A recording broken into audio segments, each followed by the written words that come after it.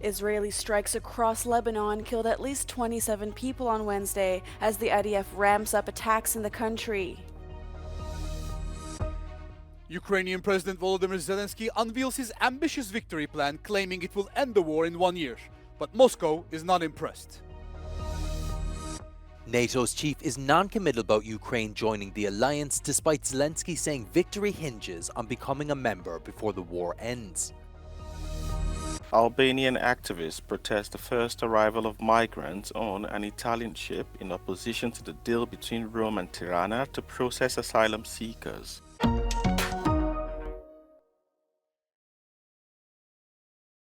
Israeli strikes across Lebanon killed at least 27 people on Wednesday, according to Lebanon's health ministry. In the southern city of Nabatea, at least 16 people were killed, including the city's mayor. Lebanon's caretaker prime minister accused Israel of intentionally targeting a municipal council meeting there to discuss relief efforts. Israel has ramped up its attacks on the country amid growing international criticism that it is targeting UN peacekeepers in the region. UNIFIL again said that Israel deliberately targeted its positions in an attack on its watchtower. Meanwhile, the humanitarian situation in northern Gaza remains dire as Israel's siege of the Jabalia refugee camp enters its 13th day. The top UN humanitarian official is accusing Israel of blocking the delivery of desperately needed aid to Gaza, saying there's barely any food left in the north. During the first 2 weeks of October, just 1 out of 54 coordinated movements to the north via the Al-Rashid checkpoint was facilitated by Israeli authorities, while another 4 were impeded but eventually accomplished. Following warnings from the U.S., Israel let in a limited amount of aid on Wednesday, but the U.S. ambassador to the United Nations called the progress insufficient. Ukrainian President Volodymyr Zelenskyy finally revealed parts of his so-called victory plan, which consists of 5 points and 3 secret annexes. After he spent weeks touring Europe to promote the plan, Zelenskyy claimed the war may end much sooner than many believe. Якщо почати рухатися цією ідеєю, з цим конкретним планом перемоги саме зараз, то може вдатися завершити війну не пізніше, ніж наступного року. The plan includes an urgent official invitation to NATO membership, strengthening the country's defense, holding a non-nuclear strategic deterrence capability, use of strategic natural resources, and offering Ukraine's military experience for Europe's security. But above all, it's about bringing the war to Russia. Розширення операцій із застосуванням наших українських ракет і дронів, а також інвестиції у розширення їхнього виробництва в Україні, зняття партнерами обмежень на застосування далекобійної зброї на всій окупованій Росією території України і на території Росії по об'єктах воєнної інфраструктури ворога. Kremlin's reaction came quick as spokesperson Dmitry Peskov slammed and called it some ephemeral peace plan that used for camouflaging Washington's strategy to fight Russia until the last Ukrainian. Peskov also reiterated that a peace plan for Russia will only work if Ukraine understands the need to sober up. President Zelenskyy will come to Brussels and join the EU summit on Thursday, where he will present the plan before the European Council.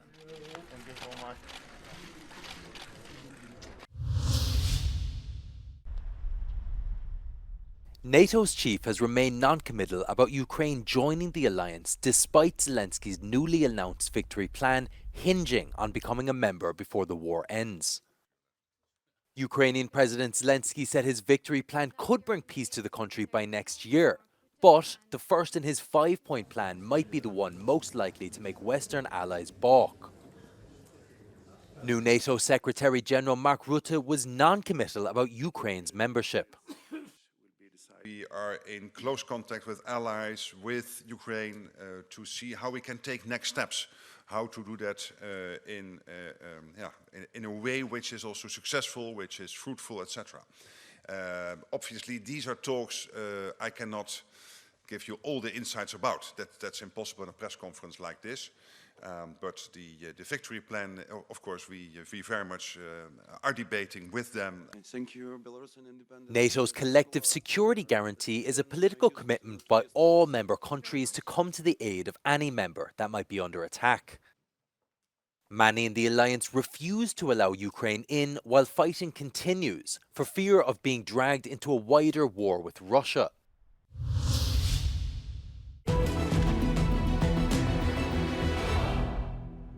North Korea is supplying Russia not only with weapons but also with people, including those who can work in Russian factories, Volodymyr Zelenskyy said on Wednesday.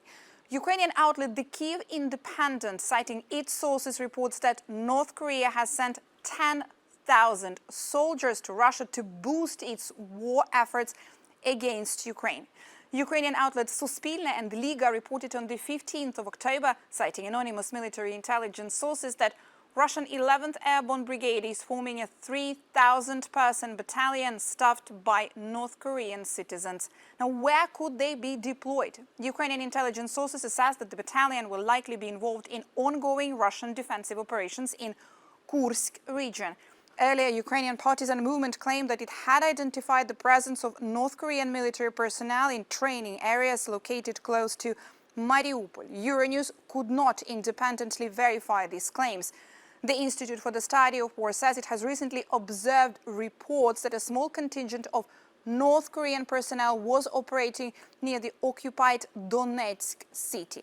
Now, the Institute for the Study of War says the Kremlin is likely leveraging the recent June 2024 Russia-North Korea Comprehensive Strategic Partnership Agreement in part to offset Russian force generation and border security requirements, further cementing Russian President Vladimir Putin's commitment to avoiding mobilization for as long as possible. The think tank says Putin appears more willing to absorb North Korean personnel into Russian military and resort to other irregular force generation efforts than to call for a wider mobilization to actually address the combat situation. Activists in Albania have staged a protest against the first arrival of migrants transferred by the Italian authorities after their interception in international waters. Demonstrators on Wednesday gathered at the port of Shenzhen, one of the two centers Italy has opened in Albania. Nuk është hera e parë që ne kundërshtojmë këtë marrëveshje, ne këtë marrëveshje kemi kundërshtuar prej momentit që ne kemi marrë vesh.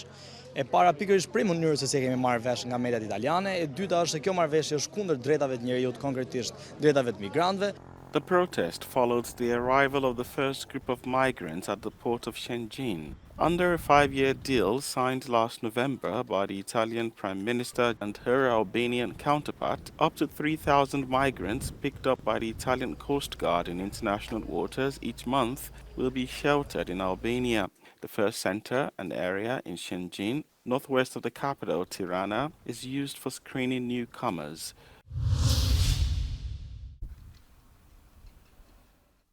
The Spanish government is considering setting up an emergency reception centre for migrants at a disused airport south of Madrid. The proposal was met with condemnation from the town's mayor. De un centro que es un auténtico campo de concentración para migrantes, en lugar que no reúne las mínimas condiciones humanitarias para atender a esas personas.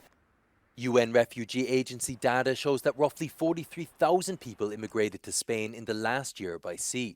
Desde el Gobierno de España se estudia cientos de emplazamientos, como ha pasado ahora con el aeropuerto de Ciudad Real. Por cierto, quiero recordar que es un aeropuerto 100% privado.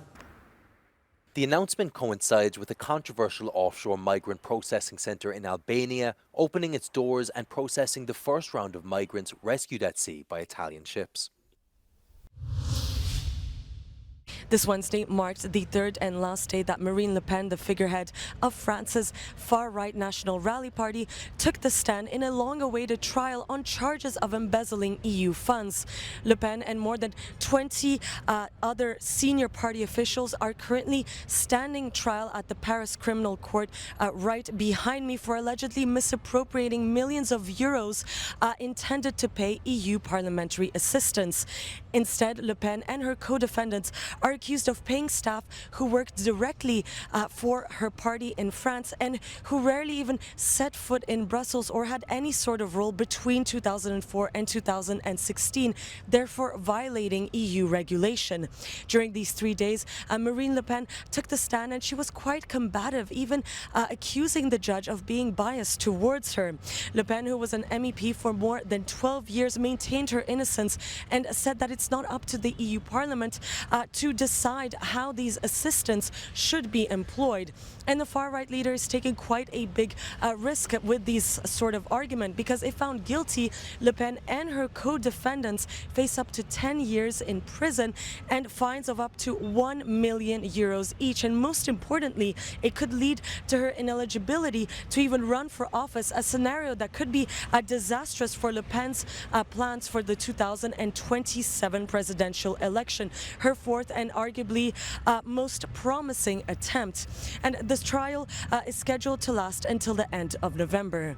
Sofia Katzenkova reporting from Paris for Euronews. Frankfurt's book fair opened on Wednesday, and this year it is setting its eyes on young adults. With the growing use of social media, the book industry is hoping to attract young adults back to real books. Trends on social media have more and more influencers presenting books, a good sign according to the fair's director. The German fair is the biggest book fair in the world and will run until 20 October, expecting more than 200,000 visitors.